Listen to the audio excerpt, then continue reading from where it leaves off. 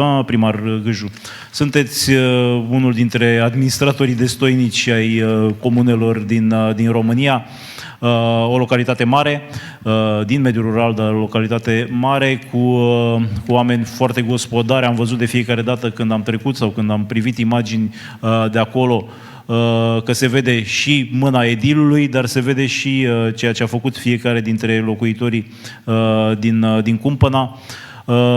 Cât de mult credeți că realizează locuitorii din comuna dumneavoastră, că au și ei partea asta de răspundere, că au și ei partea asta de implicare, ca să nu mai lase doar pe umerii statului, primăriei, ca atunci când, Doamne ferește, se întâmplă o nenorocire, să-i rezolve, să-i salveze? Bună ziua, vă spunem și noi, domnule Ursu, dumneavoastră care veniți în județul Constanța cu o temă atât de importantă, pentru că eu aici nu reprezint doar comuna Cumpăna, ci toate cele 59 de comune ale județului Constanța. 27 de colegi primari se află în sală tocmai pentru că suntem interesați de această temă. Acasă în siguranță, mai responsabili, mai implicați și noi toți, factori de decizie de la nivelul județului Constanța, în sprijinul locuitorilor județului Constanța. Tocmai de aceea vă spunem că este știut faptul, primăria este cea mai aproape de cetățeni. Primarul este interfața cetățeanului cu celelalte instituții publice de la nivelul județului. Oameni buni, cum să nu ne intereseze o asemenea temă? Comuna Cumpăna, și de acolo am luat cea mai mare învățătură, în 2019 a avut prăbușirea malului stâng al canalului Dunăre-Marea Neagră. 7 locuințe au fost strămutate. Locuințele sunt în picioare și astăzi.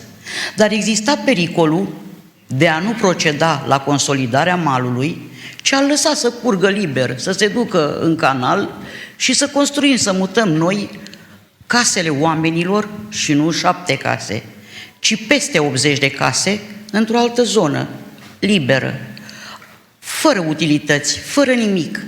De atunci am învățat ce importanță are să avem rolul noi, administrația publică locală, de informa cetățenii pentru a executa, a-și realiza asigurarea obligatorie și apoi cea facultativă.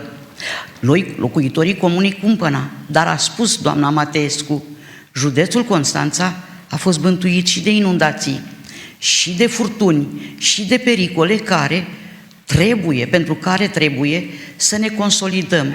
Nici o intervenție publică a 70 de mașini de pompieri să vină la fața locului este mult mai costisitoare decât a realiza prevenția. Și tocmai de aceea, colegii mei primari sunt interesați de această temă. Asociația Comunelor din România, în ultimii 2 ani, în cadrul adunărilor generale, a avut invitați atât pe reprezentanții asigurărilor obligatorii PAIDU, cât și de la Asociația Asiguratorilor. Oameni buni, administrația publică locală este pilonul informării cetățenilor, al prevenirii acestor dezastre, nu doar cele care înseamnă cutremure, inundații, alunecări de teren. A precizat bine domnul prefect, inundațiile de vegetație sunt un real pericol și Dobrogea noastră, și îl văd pe domnul inspector șef, știe că este și la miez de noapte, și sâmbătă, și duminică, apelurile strigă ajutor. Tocmai colegii mei primari, vă spun așa, domnule prefect, îmi pare rău că aici nu sunt de acord cu ceea ce ați menționat dumneavoastră, ca acele asigurări obligatorii să le realizeze primăria. Administrația publică locală, dumneavoastră știți, primește sarcini pe umeri, dar bani pentru a realiza acele sarcini nu. Și atunci ați amintit de taxa de habitat, taxa de salubrizare pe care o încasează primăria. Ei, la nivelul României există asociații de dezvoltare ADI, intercomunitară, cum e ADI, Managementul Centralizat al Deșeurilor, unde obligă operatorii regionali care au câștigat licitațiile să-și facă contracte directe cu cetățeanul și să poată să-și încaseze dumnealor acea taxă de salubrizare, nu să treacă prin primărie. Primăria să fie casierul operatorului. Tocmai de aceea mă adresez dumneavoastră, asiguratorilor, fie PAID, fie Asociația Asigurărilor Facultative, vă invităm, vă acordăm tot sprijinul pe teritoriul comunelor noastre. V-am spus, sunt 27 de colegi primari, am văzut când am intrat în sală, care sunt interesați de acest lucru, să punem la dispoziție spațiu. Coleg din primărie invită populația, reprezentantul dumneavoastră vine și încheie asigurare acasă în mediul rural. Așa e, mediul rural e cel mai afectat. Cunoașteți foarte bine, 85% din teritoriul României este acoperit de mediul rural. 49,7% din locuitorii României trăiesc în mediul rural. Deci noi nu asigurăm doar imobilele, ci viețile oamenilor. Acelea sunt cele mai importante. Pe acești oameni trebuie să-i apărăm. Tocmai de aceea, reziliența comunitară este atributul administrației publice locale. Administrația publică locală, primarul în speță, este cel care face legătura dintre instituție, mediul privat și cetățeni. Așa putem, oameni buni, să salvăm și bunurile, dar mai ales viețile oamenilor. Comunitățile noastre pot fi asigurate nu doar prin asigurările pe care le fac instituțiile publice. Noi toți pornim în prima lună a anului cu asigurări, pentru că altfel ne temem, se distrug. Ce credeți dumneavoastră? Așa cum a spus, sumele sunt mici, dar oamenii nu sunt informați. Din păcate, și eu mi-asum această precizare și faptul că n-am făcut de ajuns să informăm pe locuitori. 50 de lei înseamnă nimic. Haideți să facem asigurări. Haideți să ne trimiteți oameni pe teritoriu și să facem aceste asigurări.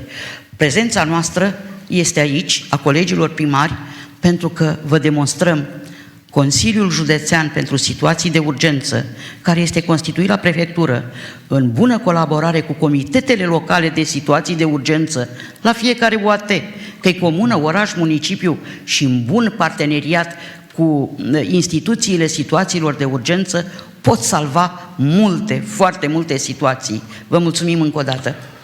Vă mulțumesc și eu și e într-adevăr cel mai bun rol pe care primarul poate să și-l asume, și anume acela de a suplimenta cu informație către locuitorii din localitate. Sigur, e și o obligație din lege, dar dincolo de ea e modul acela de a-ți împlini sarcina asta de păstor al comunității până la urmă, în a arăta omului cum se poate proteja. Vă rog, doamna Grijă. Pentru că este un dialog al nostru, al celora care trebuie să ne implicăm, eu vă propun ca acești brocărași sau asiguratori, cum îi numiți dumneavoastră, mici, să se îndrepte către administrație, cei din localitățile noastre, și într-o anumită zi a săptămânii, de la ora 16 la 18, ca locuitorii să poată ajunge de la servicii la administrația publică locală, în spațiul administrației publice locale, acolo să încheie asigurări pentru locuitori. Deci este o propunere. Chemați, că ei vin. Asta vom face. Deci dumneavoastră îi cunoașteți mai bine decât noi. Noi o să identificăm la nivelul localității. Rugămintea mea este să înțelegeți că ne-a cuprins frica când am văzut că în 2019, din cele 7 locuințe, doar una singură era asigurată, și aceea pentru că era cumpărată cu credit bancar. N-au putut beneficia de despăgubiri, ceea ce ne-a speriat, și tocmai de aceea suntem prezenți aici în calitate de reprezentanții administrației publice locale. Felicitări pentru demers. Vă rog, doamne Ciungan. Doamnă, mulțumim pentru invitație. Vă promit că venim, discutăm împreună cu membrii noștri, discutăm după emisiune și vedem logistic cum se poate organiza chestia asta. Și e valabil, bineînțeles, pentru orice UAT.